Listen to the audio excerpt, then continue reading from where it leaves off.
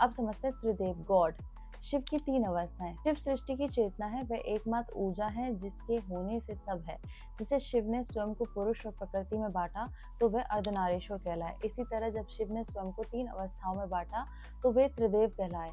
ये तीन अवस्थाएं हैं ब्रह्मा विष्णु महेश। ब्रह्मा शिव जनरेटर अवस्था है जो सृष्टि की उत्पत्ति करते, इसलिए ब्रह्मा जी को परम पिता भी कहा जाता है।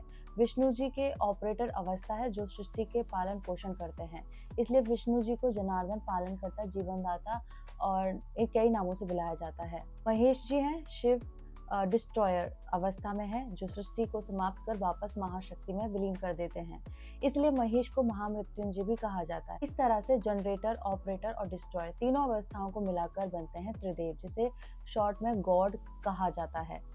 इसे ऐसे समझे, एक महिला जब बच्चे का लालन पालन करती है तो माँ कहलाती है। पिता के लिए वह पत्नी होती है, भाई के लिए बहन और पति के लिए पत्नी। वह एक महिला किंतु अलग अलग रिश्तों में उसकी अवस्थाएं और जिम्मेदारियां बदल जाती हैं।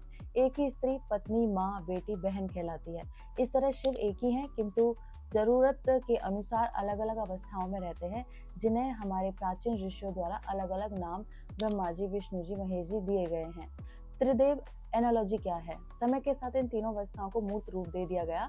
सृजनकर्ता ब्रह्मा जी को सृष्टि के पिता के रूप में पूजा जाने लगा।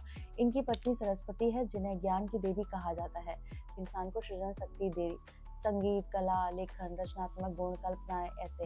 यदि संसार में कोई सृजन शक्ति फलती है, फूलती है तो वह बच्चा बड़ा होकर ब्रह्मा बनता है। पालन करता विष्णु को न जाने कितने रूप और कितने नामों से पुकारा गया है। शंकराचार्य ने उन्हें भगवान विष्णु या उनके किसी अवतार जैसे राम, कृष्ण आराधना रूप में स्वीकार, विष्णु धर्म के प्रतीक है, स्वीकार किया और ये सब विष्णु भगवान के धर्म के प्रतीक है। इनकी पत्नी लक्ष्मी जी धन धान की स्वामिनी है।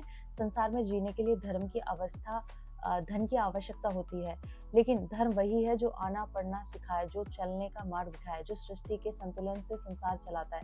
यदि धर्म के मार्ग पर चलते हुए अपने कर्तव्य कर्म करते जाओ तो लक्ष्मी जी की कृपा भी बनी रहती है और जीवन यापन के लिए धन की कमी नहीं होती। धर्म के मार्ग पर चलने का अर्थ मात्र पूजा पाठ करने से नहीं है। धर्म का अर्थ है अपने कर्तव्यों का सम्मान। इंसान को अपने मूल स्वभाव को समझकर संतुलन में रहकर कर्म करना चाहिए। समझ रखे, ये अमरता और अमरत्व की भावना नहीं बल्कि स्थायित्व की भावना होनी चाहिए। लोग अहंकार, विकार, महत्वाकांक्षा में नहीं फंसना चाहिए। जो कर्म करे वह निष्काम भाव से निस्संभाव होकर करे। ऐसा कोई कर्म न करे जिससे किसी दूसरे प्राणी या प्रकृति को हानि हो।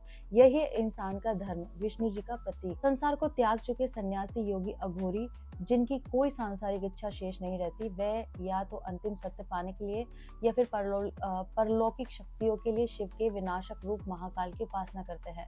शिव त्रिगुणातीत हैं और विष्णु के पालन रूप में उनमें से प्रत्येक में से जीवन के कुछ रहस्य समाहित है। इसे समझना जरूरी है। विष्णु जी और ब्रह्मा जी के जीवन की उत्पत्ति की कथा। एक समय था जब पृथ्वी कोई वर्ग नहीं था, वह हिमयुग और वह जीवन नहीं था। यहाँ शिव आराम अवस्था थी, यानी शिव समाधि अवस्था।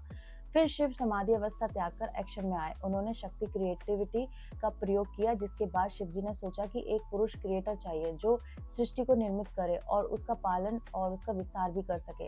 तब उन्होंने ब्रह्मा और विष्णु जी को प्रकट किया। कथाओं के अनुसार सबसे पहले पृथ्वी पर प्रकृति की उत्पत्ति हुई। तत्व जल, प्राण, उसके बाद अग्नि, तेज, सूर्य, ये सब, फिर वायु और आकाश की, इस क्रम से सृष्टि हुई। इन सभी तत्वों में से जब जीवन की प्रक्रिया आरंभ हुई तो उसी समय में मिलन हुआ, जिसे प्रजनन कह सकते हैं। तब जीवन अस्तित्व में आया। विष्णु जी को जल में जगत के पालन पोषण का कार्यभार दिया गया और इस कार्य में महालक्ष्मी को धन धान्य की शक्ति स्वरूपा के रूप में अधिष्ठात्री देवी बना दिया। इसलिए आज भी लक्ष्मी जी विष्णु जी का संबंध बहुत गहरा कहा जाता है। शिव की कृपा से जल में प्राण आया और उनके साथ से अमृत धारा निकली और इसलिए आज भी जल भर ग्रहण किया जाता है। लक्ष्मी जी जल की अधिष्ठात्री देवी है। योगियों में लीन हो या जल में लीन हो, दोनों ही स्थिति में एकता प्राप्त होती। कथाओं में कहा गया है कि जब पृथ्वी पर जीवन के लिए आवश्यक सभी तत्व उत्पन्न हो गए, विष्णु जी उपस्थित का समय बढ़ गया। काम के समय तक सृष्टि की अवस्था स्थिर बनी रही। विष्णु जी के तप और आराम की अवस्था कहा जा सकता है। अब अवस्था के बाद पृथ्वी के पूरे इकोसिस्टम में जबरदस्त परिवर्तन हुआ। जलवायु परिवर्तन के कारण जल का निर्माण हुआ। तब चारों ओर जल ही जल था, जिसे कथा में कहा गया है कि विष्णु जी के शरीर से जल की धाराएं निकली और वे उसी जल में विश्राम करने लगे। यानी उस समय जल था और जल में जीवन की उत्पत्ति के लिए आवश्यक तत्व विद्वान थे, लेकिन जीव की उत्पत्ति नहीं हुई थी। यानी जल के अंदर वे चारों चीजें उपलब्ध हुई थी, जिनके मिलने पर वह अस्तित्व में आए।